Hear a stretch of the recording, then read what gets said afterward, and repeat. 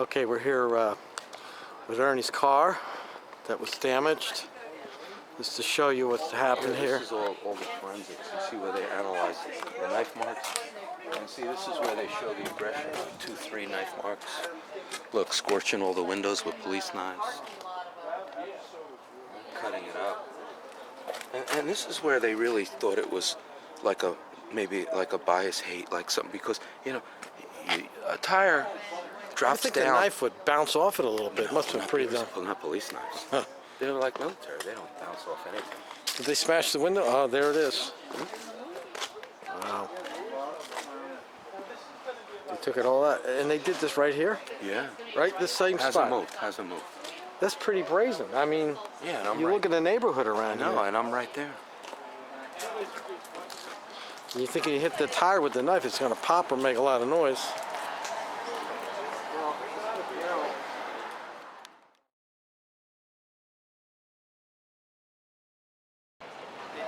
Hey everybody, it's Gunnison Undercover. Today is Friday, September 20th, 2019. I'm down here in Asbury Park, and I've been blessed to be in the presence of a man that I look up to. I've just kind of like, we just started being friends, and this man has quite a reputation. I hope that someday when I get to his age, I will have the same reputation too, as trouble finder.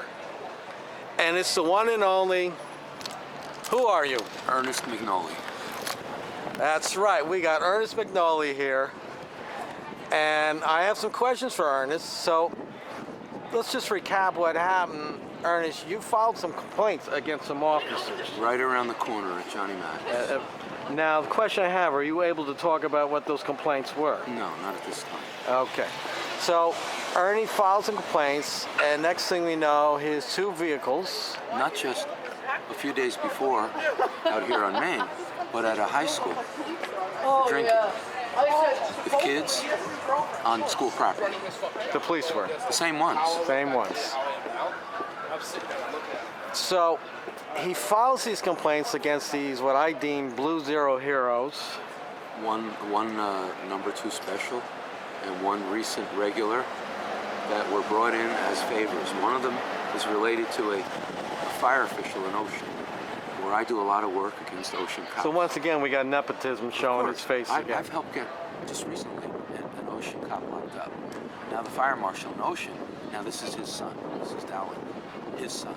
So between the firemen, the police, and some of these, let's say, corrupt political people in these towns and government, I mean, they're like gangs. So you end up getting 2 cars.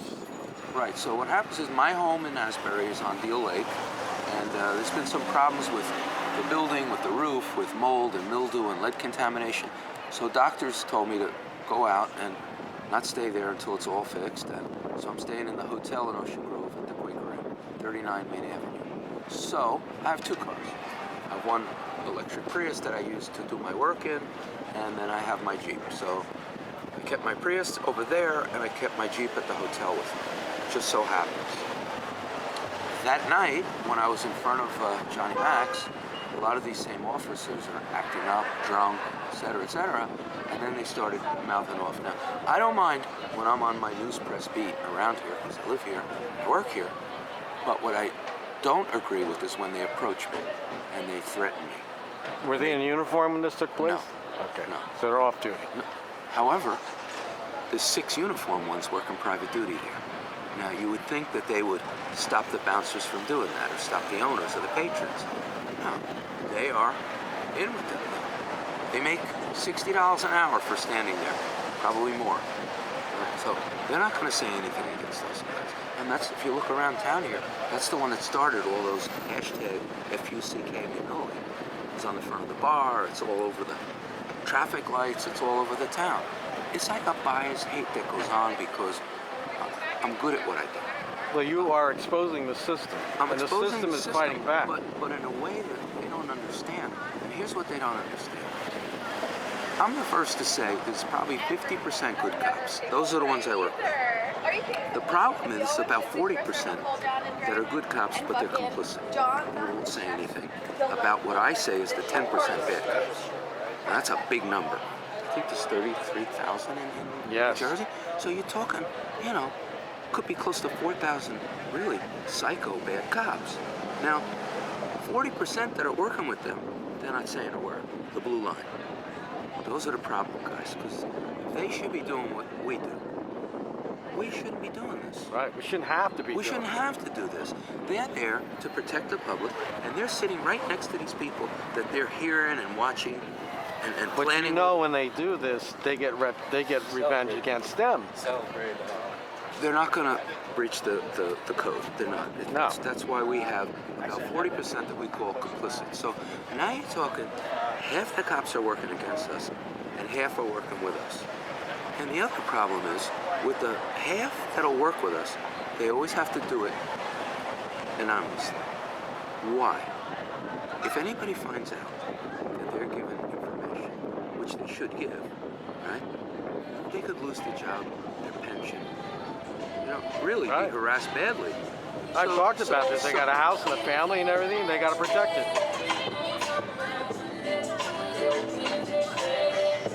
So the next question I have,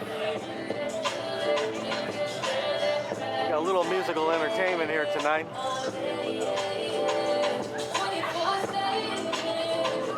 We have an Asbury cop who does the exact same thing. Exact same thing. Same loud motorcycle, music, exact same thing. All right, so the question that's been asked of me, and I'm conveying to you, is how did they catch these guys? They were dressed up in outfits, didn't look like cops. Outfits, bicycles, knives. The regular, usually when regulars get off duty, they get changed into plain clothes, and they usually put the service weapon, you know, in their waistband or something like that. The special can't do that. The special, when they're off duty, they have to deposit their weapon with the shift commander. They're not allowed to take it home. So, but of course, then they have their other equipment. They have their police knife, their baton, their mace, etc. So, the theory is that I say we take it. when I left that night, just before I left Asbury, I went in and filed another police report. I do. Sorry, am I intruding? Yes. A little bit. Oh, all right. You can watch it on YouTube. Okay. What do I search? New Jersey Exposed. What are we exposing? Crime and corruption in Asbury. There's a lot of corruption in New Jersey politics. I would know. You would know? How would you know? I don't want to give them my sources, but I can imagine. don't I have to sign something to be on this? What? Don't I have to sign something to be on that? No, you're in public. No, but like, what are you talking about? Politics and stuff, or? No, crime and corruption in Asbury. I don't want to give it up. All right. All right, so we're going to go back to our thing. All right. Nice talking to you. So, I'm sorry, refresh that. The question is, how did they catch these officers? So, I left, they watched me leave from Brando's where I had food with my Jeep. And before I did that, I was with someone farther down, and I walked in front of Johnny Mass, and he started mouthing off against her. Cops, bouncers, etc. So I said, you know what? Let me just stop in the police department and make a police report. So I did. Right? And then I left. Now I go back to down Main, turn on Main Avenue in Ocean Grove, go back to my Quaker Inn, 39 Main Avenue in Ocean Grove, park my Jeep right in the front. My room is the third floor, looking right down at the vehicle. Okay. So now I go to sleep. Because of the nature of seeing all the crime and corruption in Asbury, you have to be out here. Best time is between 10 and 2 in the morning. It's a little rough for me because then between 2 and 4 I have to write up everything. So I'd rather be in bed at 9 o'clock, I'm safe, than out in these criminal streets, but this is the calling and this is where it is. So go to sleep about 3 o'clock, 7 o'clock, phone rings, I look at my ID, it says Sheriff's Department, get me a call, it said, Ernest Mignoli? I said, yes. They said, you have to go downstairs. There's been some vandalism. There are 2 Neptune police cars waiting for you. So I said, I'm exhausted. They said, just put your clothes on quick, go right down. So I go down, and sure enough, I see the car. I was in shock. I mean, it looked like someone took a bowling ball on a string and hit the windows. Took a, well, obviously now we know police knife, but scored the windows. And then not just flatten the tires with the police knife, but look, wow. You know what I mean? With bias hate, for me. Anger. Now, so now, down there, and of course, prosecutors want to get involved. Level the case anytime you get a police officer. But how do they know it's a police officer? I don't know. I don't know why they were brought in, except for the fact that. My question is, how did they know the officer did that to your car? I left out a piece. I mean, If you can't talk about it, you can't talk about it. No, I can, but I have to kind of wedge a little bit. So anyway, we did the thing with the Jeep, and then I said, look, you got to let me go in a taxi. I'll come back. We made all the reports and everything, and then they said, okay, you can leave. Go get your Prius, take the taxi, and take your Prius. I took the taxi over to my Prius on Deal Lake Drive in front of my house, right? And guess what? Same thing. I said, what the hell? Now I got to call the sheriff back to call the Asbury Park police to now say, guess what? They did both my vehicles. Now what the? So now this time with the Prius, now all the prosecutors show up with the Asbury police. Prosecutor, detectives, head prosecutor, forensics, everything. And I mean everything, right? And they know I know the area. They know I know the business. They know I know corrupt. You're a high-profile figure, okay? so if something's happened. And look, last year they did the same thing to my Jeep, all 4 tires with a knife. You don't think it's the cops, right? 2 years earlier, I almost get killed at the beach, 4th of July. I was half paralyzed. I'm disabled for the rest of my life. They never found the people. They almost killed me in the street. What was I doing? Working with a deal cop on reporting some drug dealers dealing drugs on the beach. The deal cop goes up to them and says, the guy said you did. Are you kidding me? Yeah. Deal cop leaves, and they watch me, wait till I go near my car, and almost killed me. So here we are. So now, these things happen to me. They knife my tires wherever I go. They charge me with false stuff. They harass me. They make up stories. They make police reports. I'm a pedophile. I'm a drug dealer. I'm a crackhead. Okay, anyway. So all that was standing. Now the high-profile prosecutors come in, and I didn't realize probably at the same time, now they send the team to Ocean Grove. And I didn't know, but apparently they could see that it wasn't an object used to break the window, it was a fist. And now there's blood and skin. So now they bring in forensics. And then they're talking to me about, well, since they know I know investigation and news press investigation, etc. What do you think? I said, let's look at where we are. We're at my home now. It's in Asbury Park. It's on the north side. We're here with the I said, now let's look. It's not that far away, Ocean Grove. I said, but let's look at the time. You say between 3 and 5 in the morning, or 4 in the morning. Okay. You do know they know the Wesley gates close at 12 midnight. So the only way to get to Ocean Grove after midnight is Main Street, Asbury, going to Main Avenue, or on the boardwalk. You ride through the Palace onto the Ocean Grove boardwalk. You make a left onto Ocean Grove. So they either came. So they said, what do you think? I said, look, pull all the films from Main Street. Pull all the films from Main Avenue. Pull all the films from the boardwalk, Ocean Avenue. Pull all the films from Deal Lake Drive and Main Street, right? And I said, you're going to see who it was. Because I said, unless they came out of the water, whoever it is. Somebody's going to get it on the camera. Somebody, There's it's on cameras camera. everywhere. It's on camera. All right,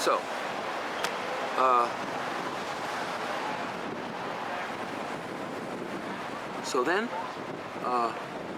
we kind of split up. The prosecutor goes their way. I got to figure out a way to get my Jeep, my Prius towed, get the tires replaced. So I have at least one vehicle, and I'm involved in that. They're calling me, they're giving me victim notices, all kinds of stuff they're required to give me. And that's the prosecutor. So now, the prosecutor took over the case from the Asbury Park Police and the Neptune Police. Neptune Police, their jurisdiction, have 4 charges. Asbury has 4 charges, but the prosecutor is prosecuting. Both are conspiracy, possession of a weapon for illegal purpose, and criminal mischief. And they may add official misconduct, which is going to be another 5 years. So if you add them all up, they're facing 26 years. All right, so now I still don't know who it is. I'm saying it's something to do with the bouncers right there with the cops in front of Johnny Mac, but I'm thinking it's the bouncers, not the cops. So, 10:30 that night, after all their forensics and after all their cameras and everything that they got, you know who it is. And they arrest him. So I don't find out until the next morning. They call me and they say, oh, can you come to the prosecutor? Can you come to the prosecutor's office at, I don't know, it was around 10 o'clock in the morning, out in Freehold. So I said I could come out. I come out, they're sitting there. They said, guess what? I said, I didn't say guess what. They said, well, we just want to tell you, we made the arrest, we know who did it. I said, what do you mean? They said, well, we have forensic, we have this, we have that, we have surveillance.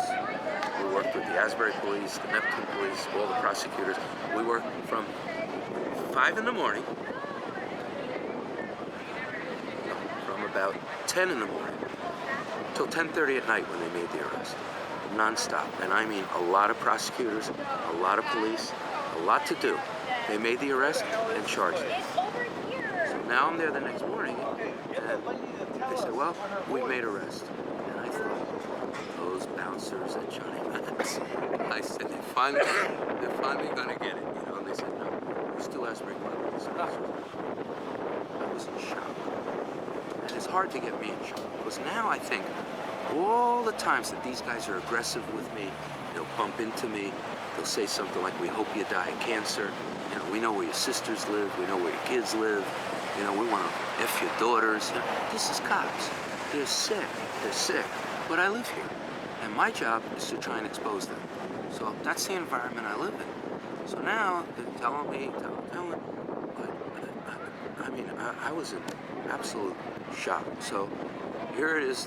Then now they take over the investigation. They ask me a lot of questions. I have to make statements. They ask me who else I think's involved. I named some other command cops that hired them, trained them. They lived together. They trained them. Right. And I didn't. That's as much as I know. So then I leave and I come back to Asbury, and all of a sudden my phone starts lighting up. Hi, Channel 2. Hi, Channel 4. Hi, Channel 7. Hi, Channel 11. Hi, 1015 New Jersey. Hi, Pennsylvania. We want to. So I said, wait a minute. Okay, I'll do 2 or 3. So I think 9 came on that corner, and 7 came right here. And they did the whole thing, and like we're doing now, and, it went on probably every major news channel, 6 o'clock, 9 o'clock. Chasing New Jersey did one because he has a relative who the cops abused here, ripped his ear off. So, and now he's Chasing New Jersey on Channel 9. So he ran the whole thing about the abusiveness of the cops here, and Asbury crime, and drugs, and everything, etc. So now everybody wants to start their own news documentaries. So that's how they caught him by good police work, some help with me. You think the prosecutor's office get involved in it, cause them to not cover? There's things that the prosecutor didn't tell me. Number one, how closely related they are ancestrally to the Asbury Park Police.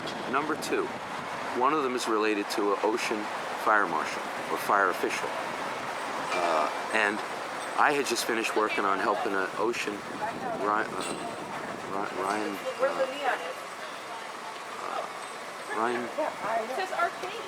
the cop in Ocean, Ryan Vaccaro, helped him get arrested. Now, all the police and firemen are friends. Now they got a big thing. This guy, like, what's he doing? He's catching us, he's getting information. You know, we're getting arrested.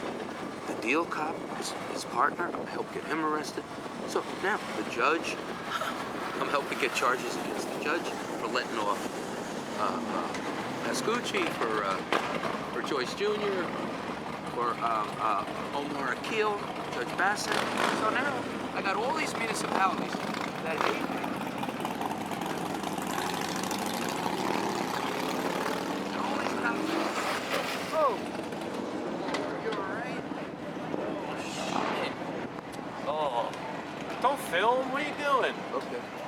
all right? Oh man.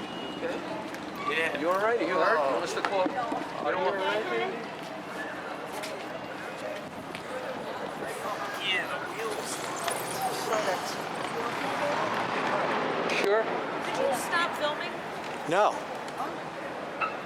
Don't come. No, miss, don't do Get that. back. wrong with Miss, you? don't do that. You're in a public area. Miss, If you don't please. like it, get away Please, from my it's a camera. press person. Don't do that. Seriously. Press person Okay, for what? do you want, we're doing an interview. You know, we just saw you Could fall. he interview you Well, instead we're of trying to filming help us You're and here. falling off? Get out of my help? camera and you won't be Can on you it. help us? Do you want us to call first Yeah, aid? can you help No, us? All right, well, just Jesus fucking Christ. All right, do you want first aid? Thank you. Thank No, you for no. your help. Okay. thank you so much. All right, you don't want first aid. Christ, man. Okay, let's continue. Holy shit. Trouble finders. Friends like these. Okay, so okay, so where were we? We were talking about how you were getting officers and judges and things like that in trouble. Right, you know, not just trouble, locked up. I mean, but really, I mean, it's dangerous work that I do, and wherever I go, but you know, I get threats, phone calls. I get threats. They put stuff on Facebook and just horrible stuff. Threaten my family. But you do understand that when you fight the system fights. I experienced it myself. But the good ones will privately come up to you and tell you and help you and encourage you. Yeah, that's But exactly- unfortunately, it's the bad ones that get hurt. Yeah, And they got the power. And once in a while, the bad ones get through, and you just happen to be.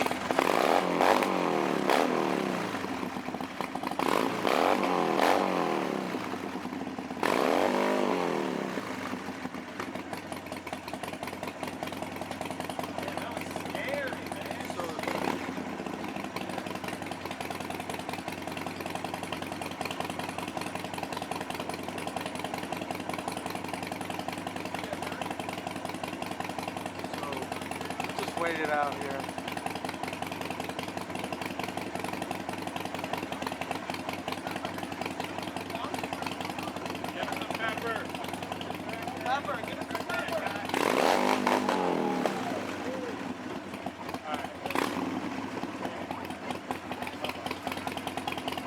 Think alcohol had anything to do with this? Take care. You all right? That was very scary for us. For us too, but I hope you're all right. I Good. appreciate Thank that. you. We're okay. Okay, All right. thank you.